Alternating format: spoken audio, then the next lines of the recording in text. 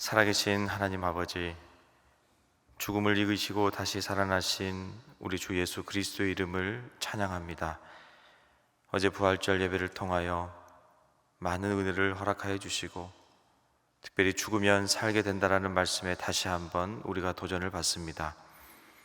세상은 어떻게든 살아남는 법을 가르치지만 주님께서 부활의 사건을 통해 우리에게 주시는 삶의 방식은 세상과 완전히 다른 방법입니다.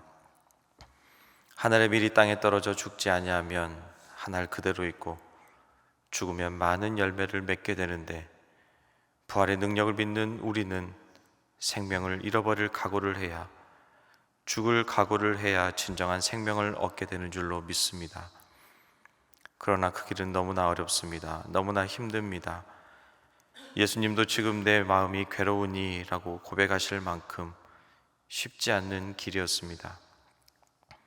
그러나 예수님께서는 아버지의 이름을 영광스럽게 하옵소서 하며 결국 십자가의 길로 가셨고, 그 죽음을 뚫고 수많은 생명이 태어나는 부활의 열매를 맺었습니다.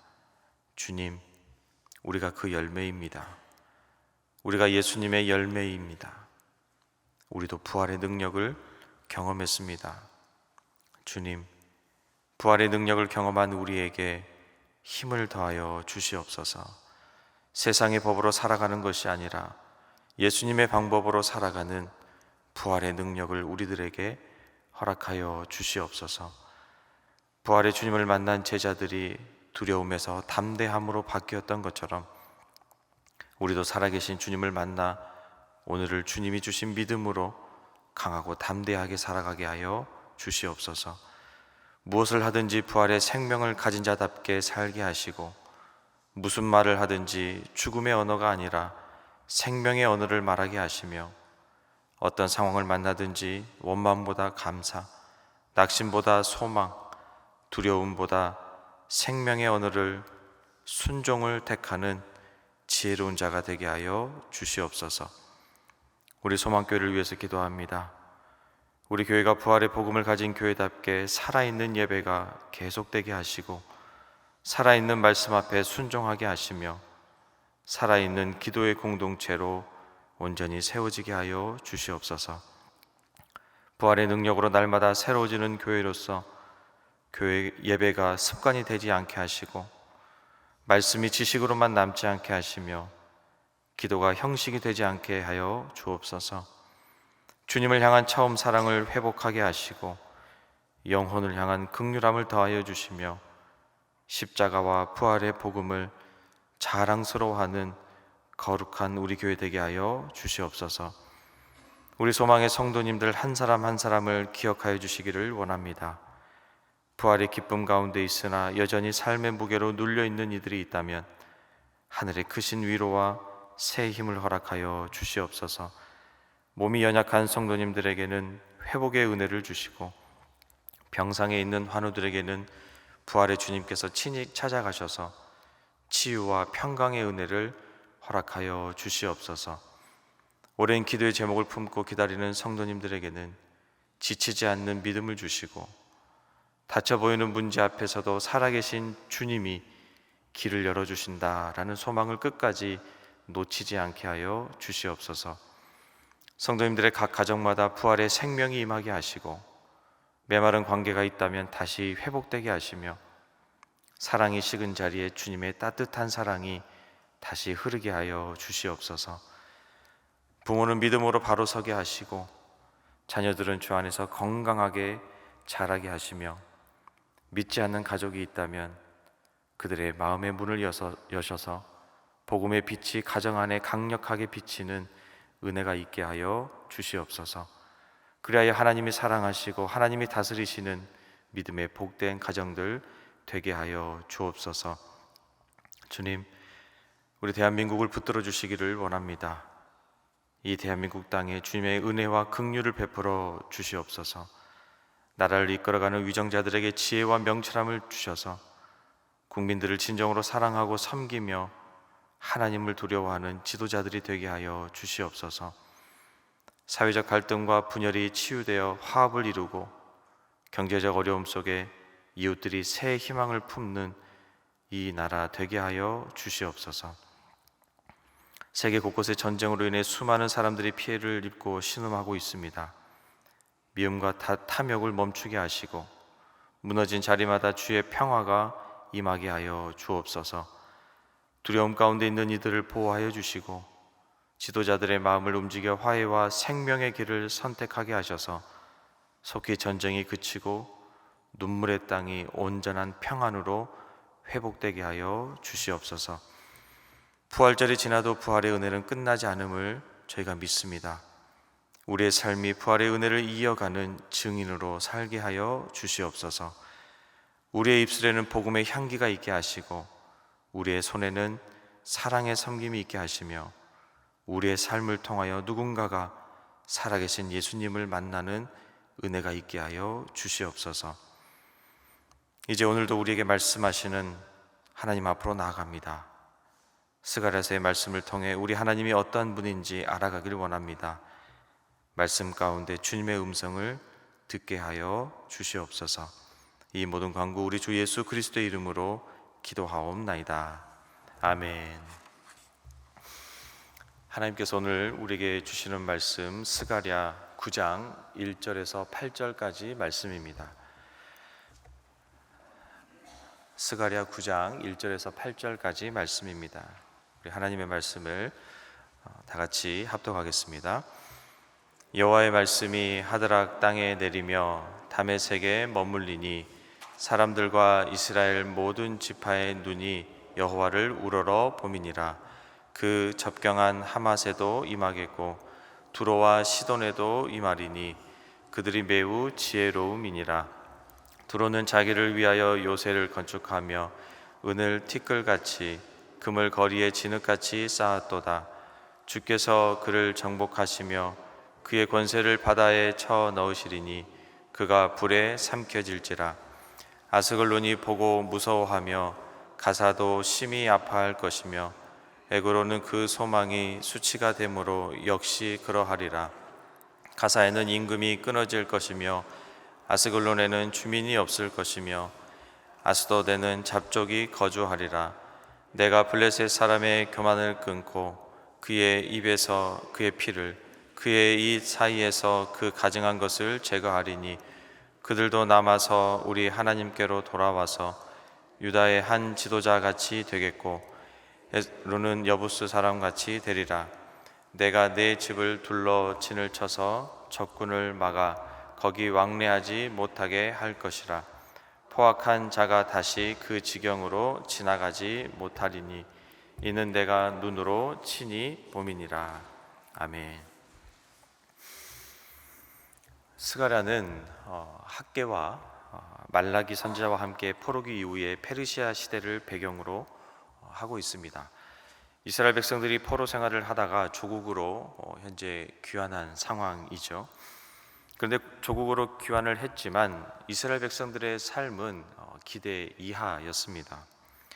성전은 무너진 상태로 방치되어 있었고 농사에 어려움이 있었고 또 각자 먹고 살기에 급급하여 공동체 의식은 점점 사라지고 있었죠. 과거 하나님이 선지자를 통해서 약속하셨던 그 70년의 포로 기간이 이제 거의 꽉 찼음에도 불구하고 백성들의 삶은 여전히 어려웠습니다. 그 와중에 학개와 스가랴가 힘을 합쳐서 성전 건축을 촉구합니다. 그래서 그들의 삶이 다시 활기 띠기 시작합니다. 학개는 백성들에게 성전을 짓도록 동기부여를 했고 스가랴는 사람들에게 회개 그리고 영적인 개혁을 촉구합니다. 그러면서 스가랴가 예언하죠. 메시아가 올 것이다. 우리가 이렇게 힘이 들지만 메시아가 오셔서 우리를 다스려 주실 것이다. 왕국을 다스릴 것이다. 하나님의 나라는 반드시 온다. 이 하나님의 나라, 우리는 반드시 하나님의 나라가 될 것이다 라고 이렇게 예언을 하면서 이스라엘 백성들에게 기대를 주고 희망을 심어줍니다. 그러나 스가랴가 이 예언을 하던 당시 이스라엘은 강하지가 않았습니다. 포로에서 돌아오긴 했지만 백성들은 온전한 회복을 누리지 못했죠. 예루살렘은 여전히 연약했고 주변 열방은 더 커 보였습니다. 주변의 세상이, 주변의 나라가 더 강해 보였고 그 주변의 나라를 통해서 의기소침해하면서 주눅 들으면서 살게 됩니다. 반대로 이스라엘 백성들은 굉장히 초라해 보인 것이죠. 그때 하나님이 말씀하십니다. 겁먹지 말아라. 힘내라. 내가 너희들을 괴롭힌 나라, 그 죄가 가득한 나라를 내가 어떻게 하는지 봐라 라고 하나님이 말씀하신다라는 거죠. 하나님이 그 이방 나라, 그 옆에 있는 그 강대국들을 어떻게 하시는지 오늘 본문에 이렇게 기록이 되어 있는데요. 1절 말씀 한번 다 같이 읽어보겠습니다. 여호와의 말씀이 하드락 땅에 내리며 다메섹에 머물리니 사람들과 이스라엘 모든 지파의 눈이 여호와를 우러러 봄이니라. 이스라엘을 공격했던, 이스라엘을 괴롭혔던 그 이방 나라들을 어떻게 하느냐?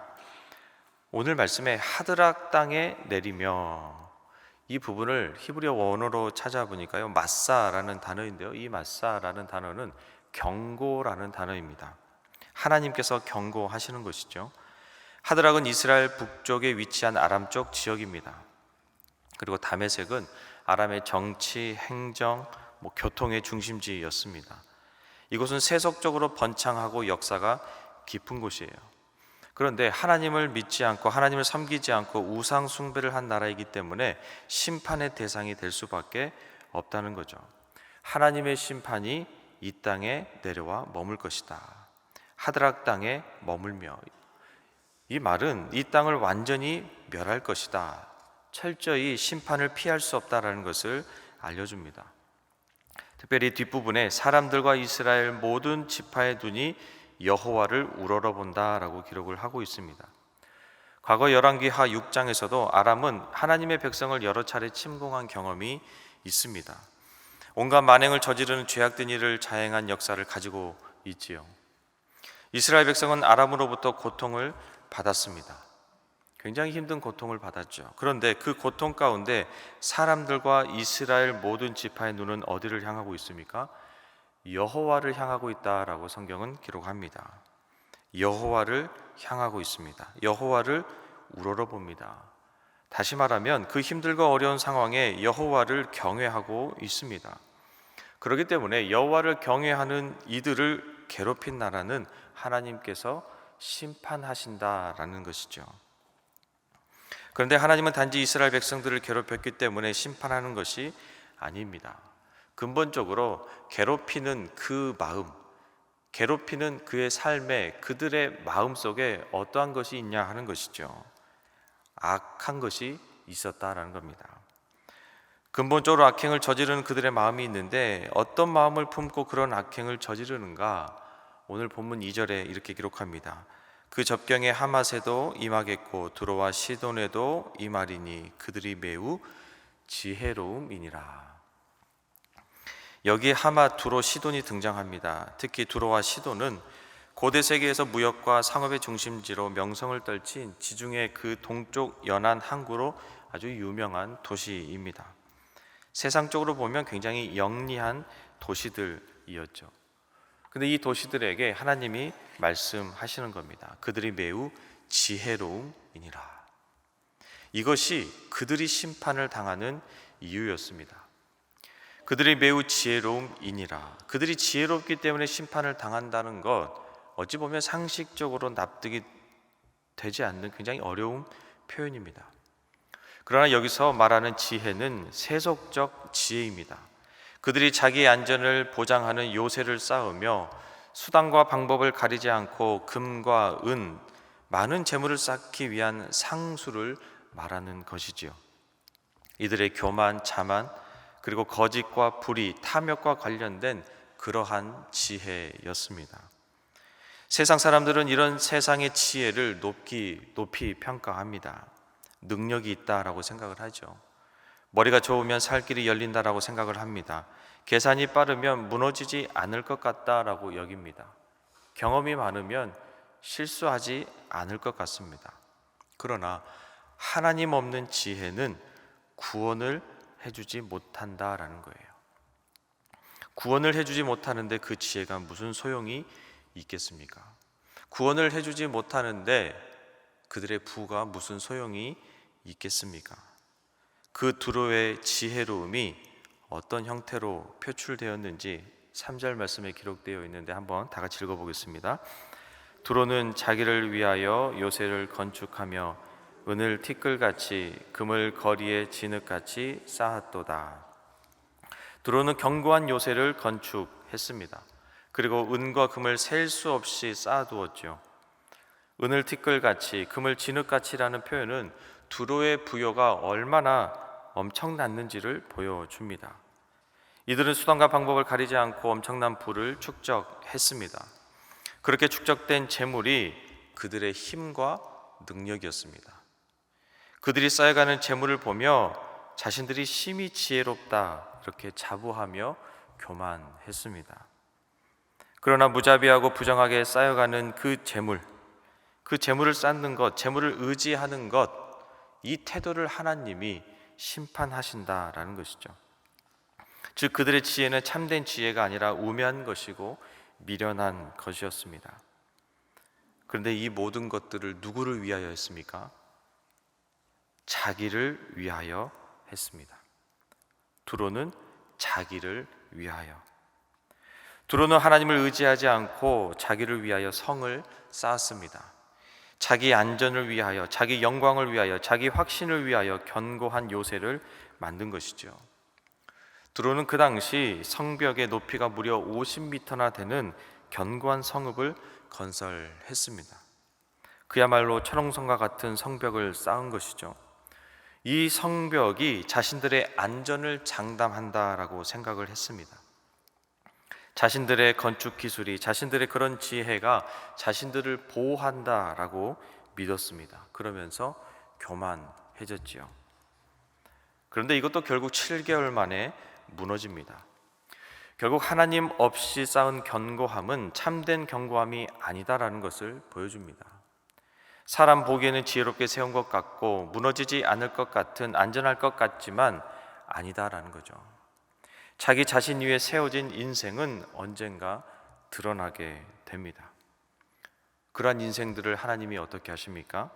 오늘 본문 4절에 이렇게 기록이 되어 있습니다. 다 함께 읽어보겠습니다. 주께서 그를 정복하시며 그의 권세를 바다에 쳐 넣으시리니 그가 불에 삼켜질지라. 두로는 바다를 통한 무역과 방어로 번영한 도시였습니다. 바다는 두로의 힘이었고 두로의 자랑이었습니다. 그런데 하나님은 두로의 힘이었고 자랑이었던 그 바다의 권세를 치시겠다라고 말씀하십니다. 그러면서 마지막에 그가 불에 삼켜질지라. 불이라고 하는 것은 하나님의 심판을 상징합니다. 불에 삼켜진다라는 것은 철저히 소멸되어진다라는 뜻이지요. 그 자취조차 찾을 수도 없을 만큼 완전히 파괴된다라는 의미를 갖고 있습니다. 그렇게 찬란하고 견고해 보이던 것도 하나님 앞에 한순간에 사라질 수도 있다는 거죠. 두로는 예언의 말씀대로 이후에 바벨론의 공격을 받고 200년 후에 알렉산더 대왕의 공격에 의해서 그 성읍이 완전히 불타 사라지게 됩니다. 이들이 왜 무너졌습니까? 바로 교만 때문이죠. 교만 때문에 망합니다. 이것이 하나님이 말씀하시는 거죠. 내가 교만을 싫어한다. 여기까지가 두로와 시돈에 대한 심판의 말씀이 기록되어 있고, 이제 5절, 6절은 블레셋에 대한 심판입니다. 블레셋도 결국 무너지게 되는데 어떻게 무너졌는지 우리 5절, 6절 말씀 한번 읽어보겠습니다. 아스글론이 보고 무서워하며 가사도 심히 아파할 것이며 에그로는 그 소망이 수치가 되므로 역시 그러하리라. 가사에는 임금이 끊어질 것이며 아스글론에는 주민이 없을 것이며 아스도데는 잡족이 거주하리라. 내가 블레셋 사람의 교만을 끊고. 이제 시선은 블레셋 도시로 옮겨갑니다. 블레셋도 오랫동안 이스라엘 백성들을 괴롭혔던 나라이지요. 아스글론이 보고 무서워하며, 아스글론이 무엇을 무서워합니까? 아까 왜 방금 언급했던 두로의 멸망을 이야기하는 겁니다. 두로의 멸망을 너희들도 목도하게 될 텐데 두로의 멸망이 바로 자신들의 운명이 될까 봐 무서워했다라는 것이죠. 두로의 멸망을 너희들도 목도하게 된다. 그리고 너희들도 그렇게 멸망하게 될 것이다. 이러한 두려움이 그들에게 찾아온 겁니다. 가사도 마찬가지입니다. 가사도 심히 아파할 것이며, 아까 언급했던 두로는 지중해 무역과 경제를 좌지우지하는 굉장히 부강한 나라였습니다. 그래서 주변에 그 5개의 그 블레셋 성읍은 두로를 닮고 싶어 했습니다. 두로를 따라가려고 했다라는 것이죠. 두로는 자신들의 큰 소망의 대상이었습니다. 그런데 그 두로가 하루아침에 붕괴되고 맙니다. 그 붕괴를 눈으로 목도하면서 낙담하지 않을 수가 없습니다. 그래서 에그론도 그 소망이 수치로 돌아갔다라고 기록을 합니다. 여러분, 사람은 무엇으로 삽니까? 소망으로 살지요. 그런데 그 소망이 잘못된 곳에 놓이면 결국 그것이 수치가 된다는 거예요. 가장 현실적인 예를 들어서 어떤 사람은 평생 건강 하나 믿고 삽니다. 그런데 큰 병 앞에서 무너지죠. 어떤 사람은 자녀만 보고 사는데 자녀 문제 앞에서 깊은 낙심을 경험합니다. 어떤 사람은 재물만 있으면 괜찮을 줄 알았는데 정작 돈으로 마음의 평안은 살 수 없다라는 것을 뒤늦게 깨닫습니다. 그때 사람은 알게 되죠. 내가 소망이라고 붙들었던 것이 사실은 나를 끝까지 붙들 수 없구나. 블레셋 에그론도 그랬습니다. 자신들의 체제, 힘, 안정, 눈에 보이는 그 기반을 소망으로 삼았습니다. 그러나 하나님 없는 소망은 결국 모든 것이 수치가 되었다라는 것이죠. 5절 후반부에 보시면 가사에는 임금이 끊어질 것이며, 왕이 끊어진다는 것은 왕조가 멸망하는 것을 의미합니다. 아스글론에는 주민이 없을 것이며, 나라에 왕도 없고 주민도 없다면 이제 그 나라는 나라가 아닌 것이죠. 아스돗에 잡족이 거주하리라. 이 예언은 서로 다른 피가 섞인 혼혈들이 그 땅을 차지할 것이다 라는 의미인데, 결국 자신의 그 민족적 정체성을 상실하게 될 것이다 라는 의미입니다. 그리고 마지막 구절에 내가 블레셋 사람의 교만을 끊고, 블레셋을 심판하는 근본 원인이 뭐라고 기록을 합니까? 교만입니다. 두로도 교만이고 블레셋도 교만이에요. 교만은 높은 곳으로 올라가는 행위를 의미합니다. 높은 곳에는 누가 있습니까? 하나님이 계시죠. 하나님께서 계시는 높은 곳까지 올라가고자 하는 태도, 그 태도가 바로 교만이다라는 거예요. 이러한 교만을 품고 사는 사람들은 하나님을 필요로 하지 않습니다.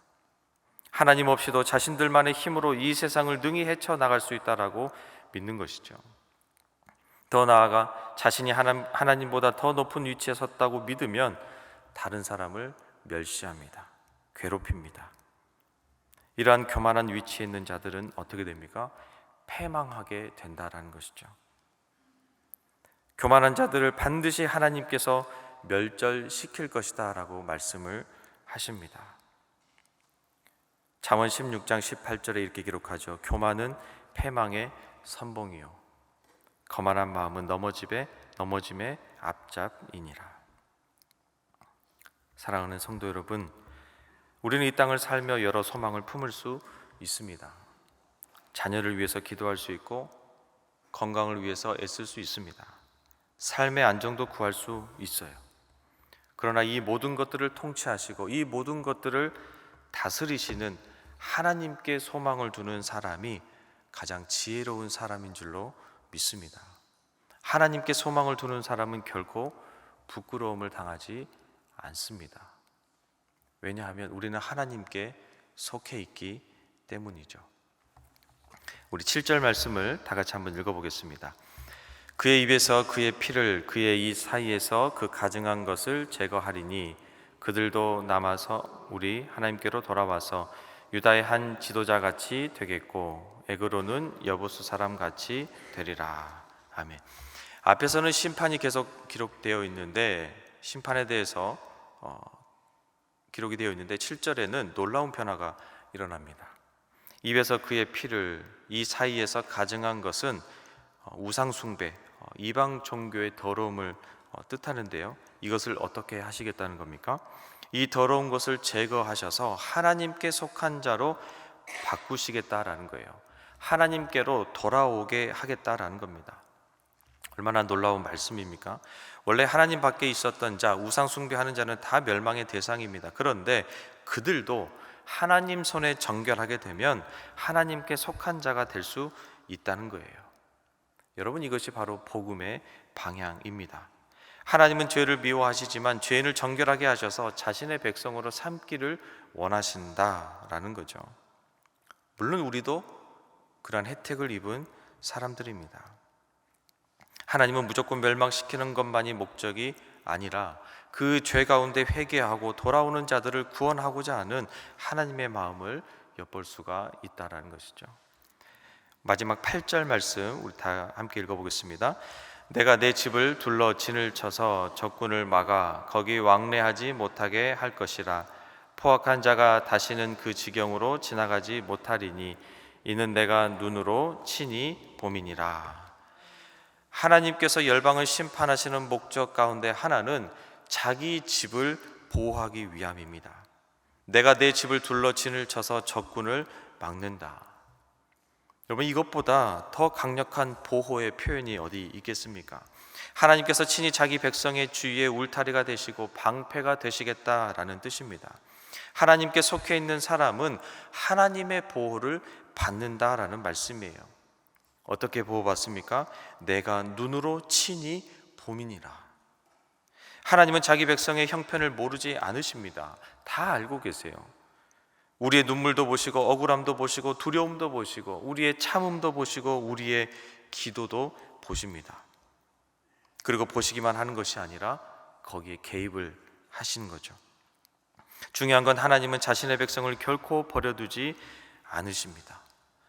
하나님께서 끝까지 책임지신다라는 것이죠. 그렇기 때문에 우리는 하나님께 거하기만 하면 됩니다.